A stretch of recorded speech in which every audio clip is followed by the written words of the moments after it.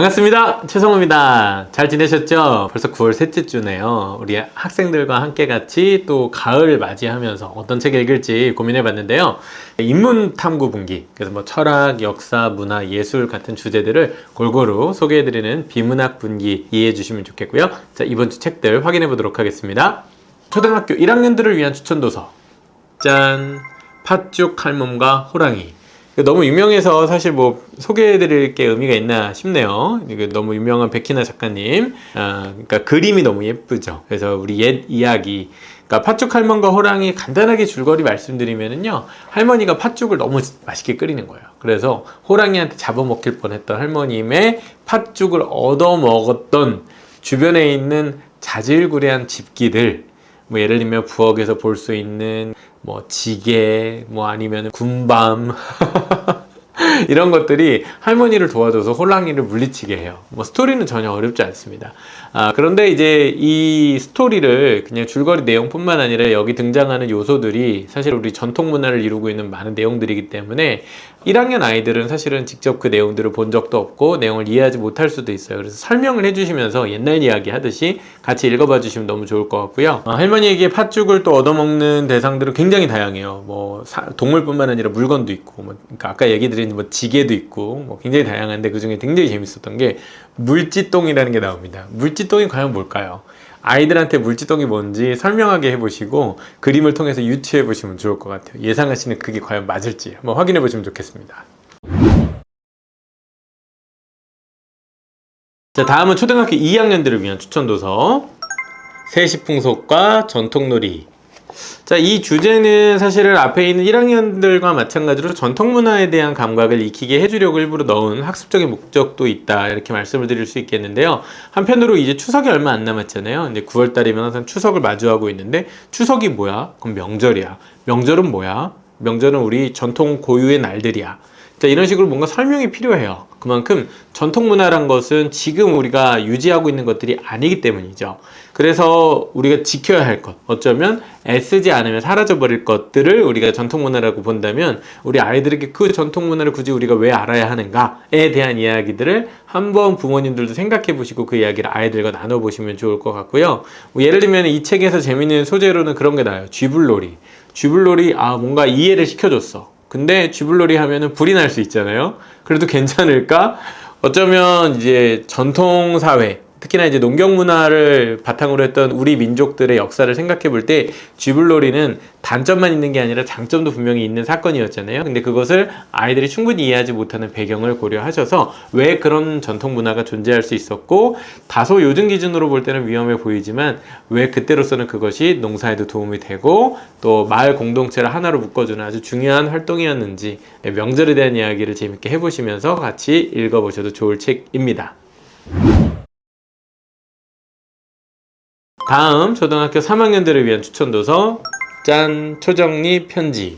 너무 유명하죠? 이거 뭐 창비에서 나온 아동들, 초등학생들을 위한 장편동화로 굉장히 유명한 작품이고 학생들이 너무너무 좋아하고 재밌어하는, 왜 그러냐면 이 소재 자체는 굉장히 뭐랄까요, 좀 그렇게 막 흥미를 끌만한 주제는 아닐 수도 있어요. 석수, 그러니까 석공이 되어가는 한 소년의 이야기인데, 당시로서는 뭐 이제 사실은 가난하고 뭐 사회적으로 크게 막 이렇게 존중받는 직업은 아니었을 텐데, 그 어린 주인공이, 장한이라고 하는 주인공이 글을 배워가게 됩니다. 한글을요. 근데 한글을 어떤 할아버지한테 배우거든요. 작품 후반부까지 보시면 그 할아버지의 정체가 드러나는데 이 장면이 굉장히 재밌습니다. 그래서 전통 문화 혹은 우리 문화 중 가장 대표적인 한글을 소개할 뿐만 아니라 그 한글과 관련되어 있는 배경적인 상황을 굉장히 역사적으로 재미있게 상상하도록 자극을 주고 있는데요. 그러니까 역사, 상상, 그러니까 일종의 판타지일 수도 있지만 그것이 오히려 역사에 대한 흥미를 가져오게 하고 아이들이 가깝게 느낄 수 있는 계기를 만들어줄 수 있기 때문에 전통 문화를 다룰 뿐 아니라 역사적인 주제, 근데 그것을 조금은 판타지스러운 상상력을 동원해서 아이들이 재미있게 만든 내러티브를 가지고 있는 매력적인 책이기 때문에 초 3, 4학년 친구들 꼭 한번 도전해보시면 너무 좋은 책이고요. 분량은 조금 되기 때문에 장편을 처음 접하는 친구들이라면 한 2주 정도 걸쳐서 읽어봐도 좋을 것 같습니다. 다음입니다. 초등학교 4학년들을 위한 추천도서. 짠! 스토리텔링 초등 한국사 교과서. 자, 계속 말씀드리지만은 통사를 보고 있죠. 그래서 이 책은 특히 2권이에요. 고려시대부터 조선 후기까지. 사실 1권에서 얘기하는 뭐 고려의 뭐 전기 정도까지는 사실 그렇게 어려운 내용이 없는데, 저는 고려시대 특히나 이번 주차에는 이 책의 전반부만 보게 되는데, 고려 후기부터 조선 전기잖아요. 이 시기 굉장히 중요하다고 봅니다. 고려시대 하면 우리가 뭐 문화적으로 불교 생각할 수 있고 뭐 그런 몇 가지 내용들이 있기는 하지만은, 사실 정말 중요한 거는 고려 후기에 왜 이 고려라는 나라가 망하게 되었는지, 특히 뭐 삼별초라든지 대몽 항쟁했던 부분들이 있잖아요. 외세의 침입이라든지 이런 주제가 본격적으로 다뤄지는 부분들이 있고요. 그 다음에 고려 후기에서 조선 이제 초기로 넘어가게 되면은 결국에는 이제 조선이 건국되게 되는, 이시왕조가 시작되는 이 과정에 대한 이해는 굉장히 중요하죠. 따라서 고려 자체보다도 조선이라는 왕조가 시작되는 배경이 어떻게 됐었는지를 이해하는 과정이 굉장히 중요하기 때문에, 그 흥망성쇠의 흐름을 파악하기에 고려 말에서 조선 초기 시기는 매우 중요하다. 그래서 이 책의 전반부를 읽으신다면 그런 흐름을 아이들이 잘 파악하는지 관심을 가져주시면서 같이 읽어보시면 좋을 것 같습니다. 다음입니다. 초등학교 5학년들, 조금 고학년들을 위한 한국사, 두근두근 한국사. 자, 2권. 지난번에 말씀드렸지만은 요건 조금 심화, 앞에서 봤던 스토리텔링 한국사에 비해서는 조금 내용이 자세하거나 깊이가 있을 수도 있고요. 사료가 많이 담겨 있다는 점에서 이점이 있지만은 거꾸로 그 내용들을 좀 어렵게 느낄 수도 있다, 말씀을 드렸습니다. 1권 같은 경우가 거의 조선시대까지를 다 다루기 때문에 한 권 안에서 다루는 분량이 굉장히 많았어요. 2권의 초반부는 그런 의미에서 바로 근현대사, 개화기 시기를 다룹니다. 개화기 시기가 사실은 우리가 되게 가까운 역사인데 지금과는 상황이 굉장히 많이 다르기 때문에 아이들이 흥미롭게 읽어가요. 그래서 근현대사를 예전에 부모님들이 공부하셨을 때보다 요즘 학생들은 훨씬 더 자세하게 배우고 있습니다. 자, 이런 부분들 감안하셔서 책을 같이 읽어가면 좋을 것 같고요. 특히나 이제 조선 사회가 근대를 맞이하면서 어떻게 보면 일본의 식민지 시기를 거쳐서 광복까지 이어지게 되는 요 과정들 생각해 볼 때, 항일운동, 의병운동 같은 주제도 굉장히 재밌잖아요. 그런데 그때 보면은 이제 이념적인 대립보다도 사실은 우리 민족을 지키기 위해서라고 하는 큰 목적 하에서 여러 종파와 세력들이 함께 같이 이 나라를 위해, 민족을 위해서 싸우고 있던 그 스토리들이 잘 설명이 되는데, 그런 의미에서 역사적인 배경을 이해할 때 특정 세력 혹은 인물에 대한 평가가 한쪽에 치우치지 않고 균형적으로 이해될 수 있겠죠. 그렇기 때문에 근현대사, 특히나 역사적 배경을 이해하는 것은 진짜 오늘날의 요즘 현실을 살아가는 데에도 굉장히 필요한 교양이 되니까 이 책에서 그런 균형 잡힌 역사에 대한 관점들 파악하시는 데 도움이 되셨으면 좋겠습니다.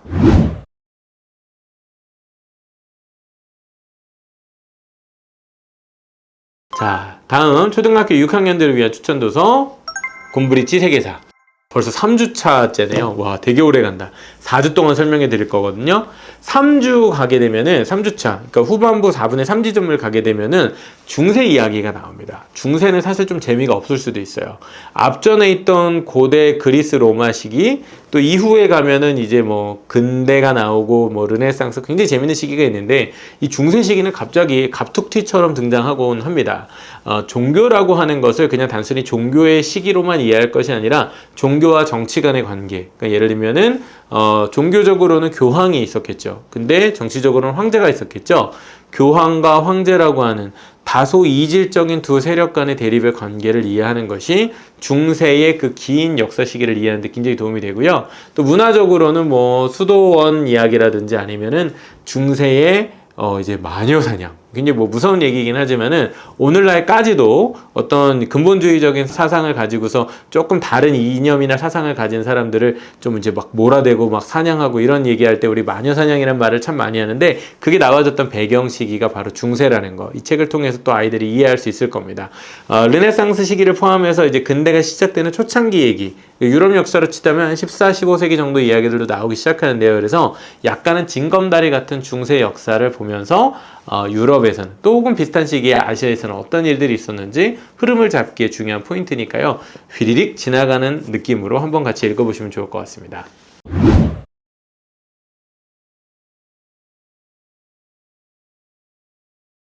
다음 중학교 1학년들을 위한 추천도서 세계사 초리반.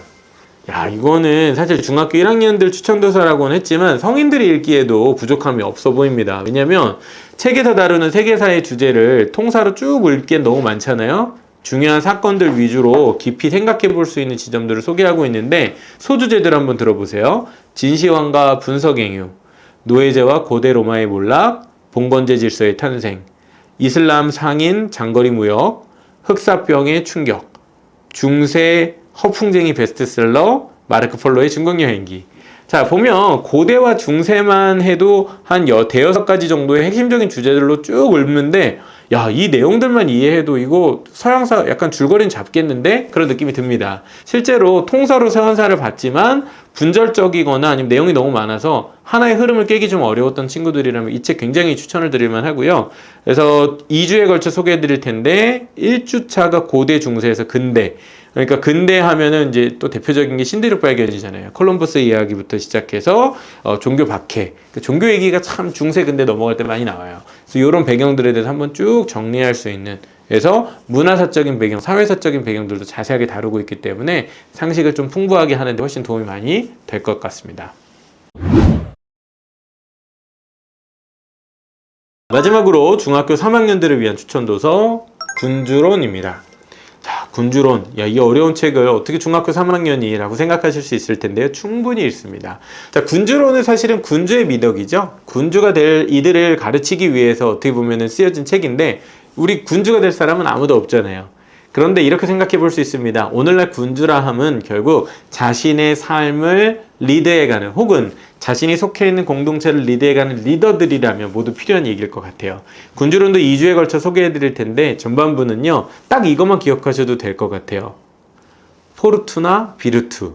포르투나 하면 우리 보통 운명이라고 이야기합니다. 인간이 어찌 노력해도 할 수 없는 어떠한 닥쳐오는 사건과 일들, 좋은 걸 수도 있고 나쁜 걸 수도 있겠죠. 때로는 운이 좋게 리더가 되는 경우도 있고 그렇지 못한 경우도 있을 것이에요. 그런데 마키아벨리는 이것보다 더 중요한 것이 비르투라고 이야기합니다. 즉 그러한 덕성이야말로 이런 포르투나에 지지 않고 참된 리더, 자질이 뛰어난 사람들을 길러내는 아주 중요한 덕목이다, 이렇게 얘기를 하고 있는데, 이렇게 들으면 좀 어렵지만 실제로 책을 읽으면 훨씬 쉽게 느껴지실 겁니다.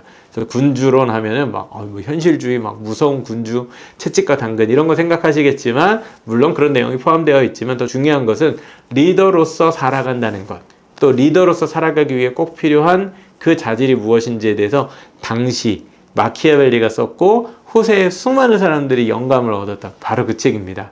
그런 제목만 들어봐도 한 번은 읽어봐야 되지 않겠어요? 꼭 한번 추천드리겠습니다.